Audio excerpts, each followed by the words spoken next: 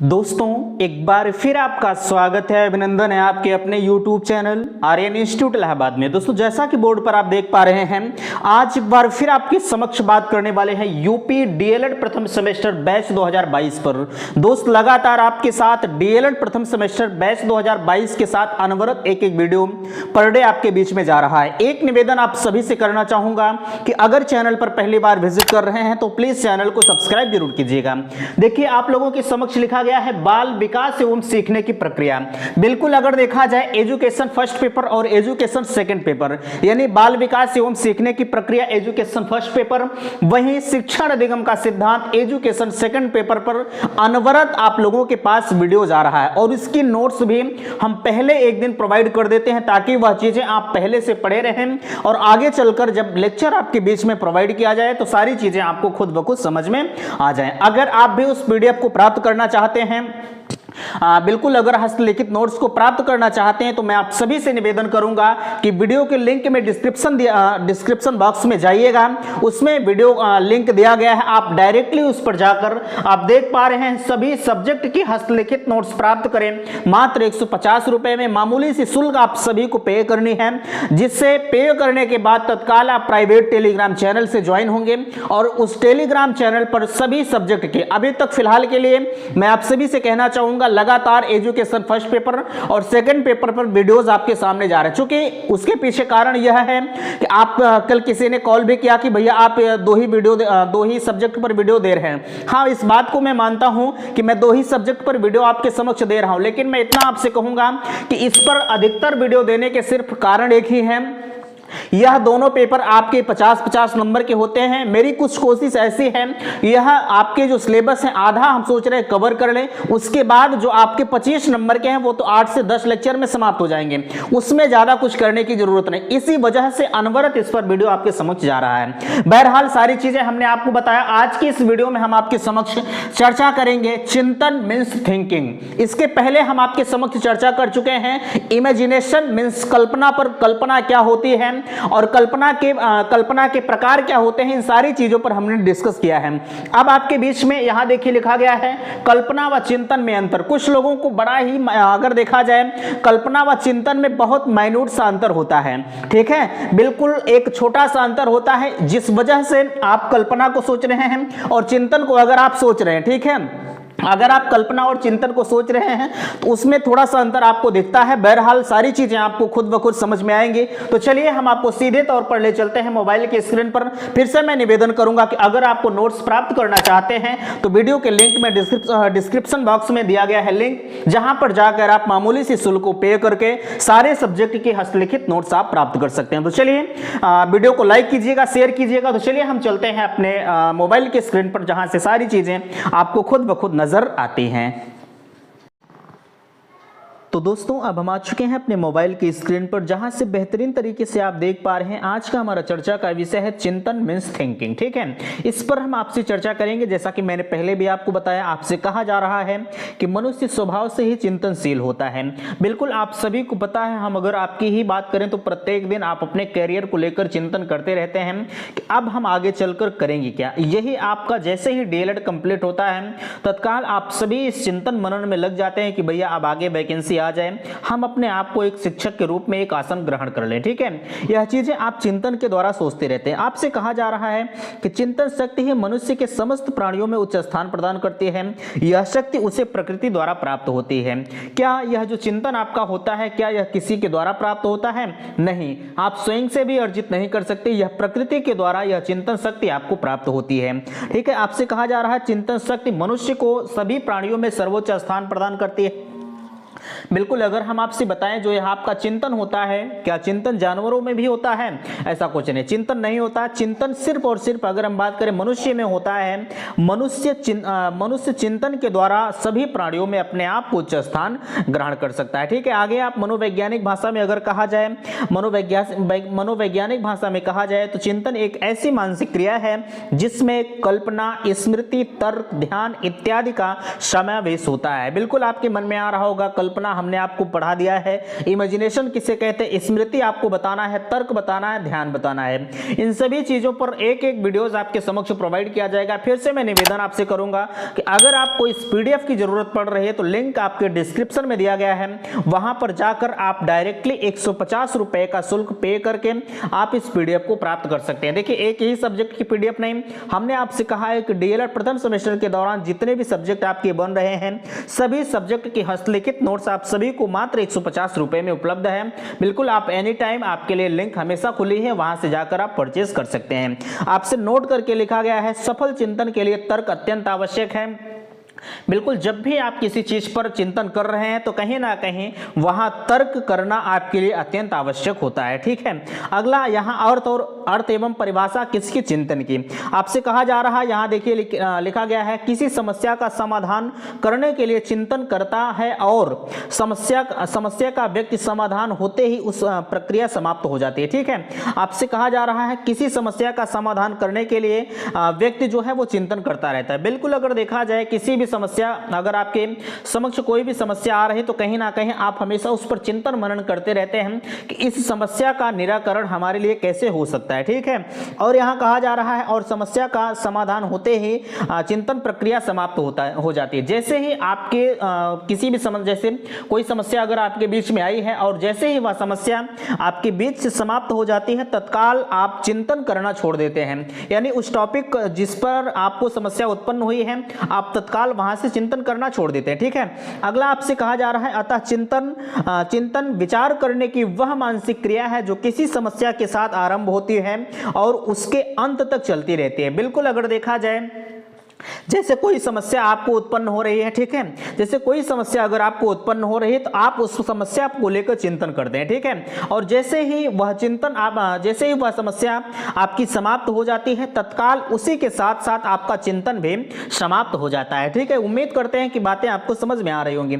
यानी स्पष्ट रूप से अगर कहा जाए भैया यहां आपने चिंतन शुरू किया और बीच में आपके पास बाधाएं उत्पन्न हुई। ठीक है, जैसे फिर से सुनिएगा, जैसे यहां आपको समस्या उत्पन्न हो गई, ठीक है, और यहां से आप चिंतन कर रहे हैं, चिंतन करना प्रारंभ कर दिए, जैसे ही चिंतन का सॉल्यूशन आपको यहां मिल जाता है तो तत्काल यही चिंतन आपका समाप्त हो जाता है। ठीक है, आगे आप उस मैटर पर चिंतन नहीं करते हैं। ठीक है, यही आपका चिंतन कहलाता है। अगला आप देख पा रहे हैं चिंतन के बारे में कुछ विभिन्न परिभाषा आपके बीच में दी गई है, आप समझने का प्रयास करेंगे। पहली परिभाषा आपके बीच में आ रही है रॉस महोदय के अनुसार। रॉस महोदय कह रहे हैं कि चिंतन मानसिक क्रिया का ज्ञानात्मक पहलू है। ये सब कथन जितने भी कहे जा रहे हैं आपके यूपी टेट परीक्षा के दृष्टि से महत्वपूर्ण है। यूपी टेट से पहले आप प्रथम सेमेस्टर का विशेष तौर पर ध्यान रखेंगे, क्योंकि यह चीजें प्रथम सेमेस्टर में भी आपसे कभी कभार पूछ ली जाती हैं। परिभाषा तो एक दो फिक्स है, एक दो परिभाषा आपके एग्जाम में 1 नंबर या 2 नंबर में पूछी जाएगी। इस वजह से कभी भी किसी भी वैज्ञानिक के द्वारा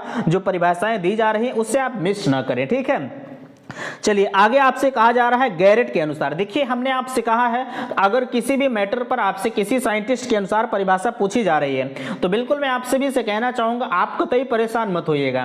ठीक है, आप किसी भी जैसे हमने आपसे कहा छर्रे पियाली, ये सभी नाम आप देखिए, यहाँ रॉस महोदय लिखा गया, यहाँ गैरेट लिखा गया है, ये सारे नाम बड़े अजीब अजीब होते हैं। कोई भी कितना भी बड़ा साइकोलॉजिस्ट क्यों ना हो लेकिन उसे सारी परिभाषाएं हमेशा कंठस्थ नहीं रहती। तो आप इसी तरह से किसी भी कोई भी नाम सेलेक्ट करके आप किसी के अनुसार परिभाषा लिख दीजिए, कभी आपका गलत नहीं हो सकता। ठीक है, ये ट्रिक आप अपनाएंगे। आगे आपसे कहा जा रहा है गैरेट महोदय के अनुसार चिंतन ऐसा व्यवहार है जो प्रायः लुप्त होता है एवं जिसमें सामान्य संकेतों, प्रतिमाओं, विचारों का प्रयोग किया जाता है। ठीक है, ये सारी परिभाषाएं आप ध्यान में रखेंगे। अगला कल्पना व चिंतन में अंतर। हमने आपको इमेजिनेशन मींस कल्पना पढ़ाया है, आज आपके समक्ष चिंतन और कल्पना में अंतर क्या है। ठीक है, बहुत माइन्यूट सा अंतर होता है। अगर किसी से कहा जाए कि भैया आप कल्पना करिए और कहा जाए चिंतन करिए, वो कहेगा यार हम दोनों कर रहे हैं। ठीक है, अब इसमें अंतर क्या है आपके समक्ष पहला दिया जा रहा है, आप देख पा रहे हैं कि चिंतन में तर्क प्रधानता होती है। ठीक है, यह जो चिंतन आपका होता है यह कहीं ना कहीं आप तर्क के द्वारा सोचते रहते हैं। ठीक है, और कल्पना में कल्पना में अभाव होता है, किसका, ये तर्क का कल्पना में अभाव होता है। ठीक है, अगला आपसे कहा जा रहा है 2 नंबर में आप देखेंगे चिंतन समस्या के प्रति होता है और कल्पना व्यर्थ में भी हो सकता है। जो चिंतन आपका होता है, कोई भी समस्या, कोई भी विपत्ति अगर आपके बीच में आती है तो हमेशा उस पर पर मनन करते रहते हैं कि इस विपत्ति से हमें समाधान कैसे प्राप्त हो, ठीक है।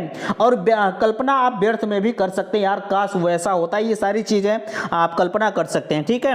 अगला आपसे कहा जा रहा है कि चिंतन वास्तविक से संबंध होता है, यानी जो चिंतन होता है उसका वास्तविक से कहीं ना कहीं संबंध होता है। कहने का सेंस आप समझिएगा, जो चिंतन आपका होता है वह किसी पर्सनल मैटर पर होता है। लोग किसी भी, हम पर्सनल तौर पर तो नहीं कह रहे हैं, लेकिन अगर कहा जाए जैसे आपके घर में कोई परेशान है तो हमेशा उस पर मनन चिंतन करते रहते हैं कि इन्हें हम कहाँ इलाज करवाएं कि उन्हें आराम हो जाए, ठीक है। और कल्पना जो है, कल्पना में भी हो सकता है और नहीं भी हो सकता है, ये दोनों चीजें कल्पना के लिए लागू होती हैं। अगला आपके बीच में आ रहा चिंतन के प्रकार। आपसे चिंतन 4 प्रकार का होता है, जिसमें पहला आ रहा प्रत्यक्षात्मक चिंतन, ठीक है। इस प्रकार का चिंतन पूर्व अनुभवों के आधार पर होता है। एक बार आग से जला हुआ बालक कभी दोबारा आग को देखता है तो वह जलने के बारे में सोचकर डर जाता है। इस प्रकार का चिंतन प्रत्यक्षात्मक चिंतन होता है। अच्छा, प्रत्यक्षात्मक चिंतन मीन्स प्रत्यक्ष रूप से चिंतन, आपके प्रत्यक्ष, आपके आगे रखी गई चीजें, ठीक है। आपसे कहा जा रहा है इस चिंतन पूर्व अनुभव के आधार पर होता है। जैसे आप कहीं किसी चीज के बारे में कभी खता खाए हैं, आप अपने दैनिक जीवन में आए दिन देखा होगा कहीं ना कहीं लोग किसी न किसी मामले में गच्चे खा जाते हैं। तो जिस मैटर पर आप खता खा चुके हैं, ठीक है, कभी भी उसे दोबारा रिपीट करने का प्रयास आप नहीं करेंगे। जब भी वह काम करने चलेंगे तो तत्काल वही चीजें आपके बीच में आ जाएंगी कि यार हमने ये चीजें किया था, हमें इस पर मार पड़ी थी, इस वजह से आप उसे भूल जाते हैं, ठीक है। यह तो आपका हो गया प्रत्यक्षात्मक चिंतन। अगला काल्पनिक चिंतन। काल्पनिक चिंतन मीन्स आप कल्पना करते हैं कि देखिए लिखा जा रहा है कि इस प्रकार के चिंतन में कोई वस्तु या परिस्थिति प्रत्यक्ष रूप से उपस्थित नहीं होती। काल्पनिक चिंतन में आप कल्पना के द्वारा सोचते रहते हैं, इस परिस्थिति में कोई भी चीज या परिस्थिति आपके बीच में प्रत्यक्ष रूप से उपस्थित नहीं होती है, सिर्फ आप जो है कल्पना करते रहते हैं, अनुभव करते रहते हैं, ठीक है। आगे आपसे कहा जा रहा है यह चिंतन पूर्व अनुभवों स्मृति के सहारे किया जाता है, यानी कोई चीज जब कभी भी आपके बीच में घटित हो जाती है तो आप कल्पना के द्वारा सोचते रहते हैं कि काश यार उस तरह होता है, ठीक है। जैसे कि रूप में कहा जा रहा है कि पिता के नित्य ड्यूटी से लौटकर आना व बच्चों को खाने पीने के लिए कुछ सामान लेकर आना। जैसे आपके पिताजी होंगे, कभी भी आप ड्यूटी से आते होंगे, कहीं से आते होंगे, तो आपको या आपके घर में छोटे बच्चे होंगे, उन एक आस लगाए बैठे रहते हैं कि अभी पिताजी आएंगे कुछ लेकर आएंगे। तो यही आपका क्या है, आप कहेंगे यही हमारा जो है प्रत्यक्षात्मक चिंतन है, ठीक है, सॉरी काल्पनिक चिंतन यही हमारा कहलाता है, ठीक है। यानी बच्चे सोचते रहते हैं, विचार करते रहते हैं कि अभी पापा आएंगे कुछ न कुछ लेके आएंगे। आगे आपसे कहा जा रहा है प्रत्यात्मक चिंतन। इस प्रकार के चिंतन में व्यक्ति पूर्वानुभवों के आधार पर किसी वस्तु या स्थिति का सूक्ष्म विश्लेषण करके भविष्य को ध्यान में रखते हुए प्रत्ययों की सहायता से निश्चित पर पहुंचता है। जैसे, ठीक है, आप जैसे के रूप में समझने का प्रयास करेंगे। आप उदाहरण के तौर पर अगर समझते हैं तो सारी चीजें आपको खुद ब खुद समझ में आती है। कहा जा रहा है बालक किसी बिल्ली को देखकर उसके प्रति मन में प्रत्यय का निर्माण कर लेता है, फिर बालक भविष्य में कभी बिल्ली को देखता है तो उसकी ओर संकेत करके कहता है कि वह बिल्ली है। जैसे आपसे कहा जा रहा है कि जैसे एक छोटा सा बालक है, आप बालक को कोई चीज, अगर कोई भी वस्तु दिखा दीजिए, कोई भी जानवर दिखा दीजिए, ठीक है, वह चिंतन के द्वारा वह समझ लेता है। कभी भी आप दोबारा से अगर पूछेंगे कि बेटा वह क्या चीज है, तो वह तुरंत बताएगा कि भैया वह बिल्ली है, ठीक है, या बिल्ली है, कुत्ता है, जो भी आपने उसे दिखाया है, सिखाया है, वही चीजें तुरंत वह आपको बता देगा। किसके द्वारा? प्रत्यात्मक चिंतन के द्वारा, ठीक है। अगला चिंतन तार्किक चिंतन क्या होता है? चौथा आपके बीच में आ रहा है कि तार्किक चिंतन। ये तार्किक चिंतन यह सर्वोत्कृष्ट चिंतन है, ठीक है। जो तार्किक चिंतन है, तर्क, जिसमें हमेशा आप विचार करते रहते हैं, यह कैसे, क्या, तर्क के द्वारा, ठीक है, यह सर्वोत्कृष्ट चिंतन होता है। जॉन डीवी ने कहा है कि यह विचारात्मक चिंतन कहा जाता है, यानी तार्किक चिंतन को जॉन डीवी महोदय ने कहा है, इसे हम विचारात्मक चिंतन भी कह सकते हैं। आपसे पूछा जा सकता है कि तार्किक चिंतन को विचारात्मक चिंतन किस मनोवैज्ञानिक ने कहा है, तो आप बताएंगे जॉन डीवी ने कहा है। या आपसे पूछा जा सकता है कि विचारात्मक चिंतन को तार्किक जो है जॉन डीवी ने विचारात्मक चिंतन को किस और नाम से जाना है, तो आप कहेंगे तार्किक चिंतन को, ठीक है। उम्मीद करते हैं कि बातें आपको समझ में आई होंगी। चिंतन का विकास आप किस प्रकार से कर सकते हैं? रटने की आदत दूर करना है। जैसे आज के समय में आपने देखा होगा कि जो बच्चे होते हैं वह किसी सब्जेक्ट को रटने का प्रयास करते हैं, ठीक है, लेकिन आप किसी भी सब्जेक्ट को रटने का प्रयास मत करिए। जैसे हम आपके समक्ष पीडीएफ प्रोवाइड कर दे रहे हैं, तो भैया यह काम आपका नहीं है कि इसी पीडीएफ से आपका काम चल जाए। मेरे कहने का मतलब समझिएगा, सब्जेक्ट तो आपका यही है, कंटेंट यही रहेगा, लेकिन मैं निवेदन आपसे करूंगा कि आप इस पीडीएफ को पढ़िए, ठीक, और अपने हस्तलिखित नोट्स आप खुद बनाइए। यही चीजें आप दोबारा से लिखिए अपने कॉपी में। लेकिन अगर आप इसी चीज को दोबारा से लिखते हैं तो कहीं ना कहीं आपके माइंड में वो चीजें सेट होती हुई चली जाती हैं। हम ये नहीं कह रहे हैं कि यह पीडीएफ आपके लिए सफिशिएंट नहीं है। जितना वीडियो और जितने पीडीएफ यहां से आपको दिए जा रहे हैं 100% अपने आप में वो दम रखते हैं। आप इसी पीडीएफ से पढ़कर जाइए। अगर परीक्षा में आपको सारे क्वेश्चंस हलवा ना हो जाए तो आप मुझे बताइएगा, ठीक है। बहरहाल ये सारी चीज़ें आप समझ पा रहे हैं। चिंतन का विकास आप किस प्रकार से कर सकते हैं कि जो बालक है उनके जो रटने की आदत है वो दूर कर दीजिए, अपने आप चिंतन का विकास हो जाएगा, ठीक है। आप जैसे कोई प्रश्न आपसे पूछा जा रहा है तो आप सीधे पहले तो आपने रट लिया है, वही चीज़ें आप रट्टू विद्या तो करके आप बता दीजिए, कोई फायदा नहीं। आप उसे सोच कर बताइए, विचार अपने भाषा में बताने का प्रयास करिए। जैसे हम यहाँ चीज़ें आपको बता रहे हैं, ठीक है, हम बता दें कि रटने की आदत को दूर करना, बालकों में चिंतन शक्ति के विकास तो रटने की आदत को दूर करना चाहिए। यही चीजें आप भी याद कर लीजिए, कोई फायदा नहीं, ठीक है। आप अपने लैंग्वेज में लिखिए, एक बार आप किसी चीज को समझ लीजिए, फिर अपनी भाषा में आप लोग उसे लिखने का प्रयास कीजिए, अपने आप दिमाग में जाकर बैठ जाएंगे, ठीक है। अगला आपसे कहा जा रहा है 2 नंबर में आप देखेंगे तर्क एवं वाद विवाद का अवसर देना। बिल्कुल, जब भी आप वाद विवाद के अवसर देते हैं, आए दिन आपने अपने कक्षा में देखा होगा कि बच्चों में अंत्याक्षरी इत्यादि का प्रोग्राम होता रहता है, तो कहीं ना कहीं उसमें बालक सोचता रहता है हमें क्या करना है, कैसे करना है। जब इस प्रकार के अवसर उसे मिलते हैं तो उसकी जो चिंतन शक्ति है उसमें भी विकास होता रहता है। आपसे कहा जा रहा है तर्क वाद विवाद से चिंतन करने का अवसर प्राप्त होता है, अतः शिक्षक को इस प्रकार के लिए सबसे अधिक अवसर प्रदान करना चाहिए, ठीक है। उम्मीद करते हैं कि बातें आपको समझ में आई होंगी। प्लीज़ अगर वीडियो पसंद आया होगा तो आप सभी से मैं निवेदन करूंगा कि आप वीडियो को लाइक कीजिएगा, शेयर कीजिएगा और चैनल को सब्सक्राइब कीजिएगा। वीडियो समाप्त करते हैं। थैंक्स, धन्यवाद।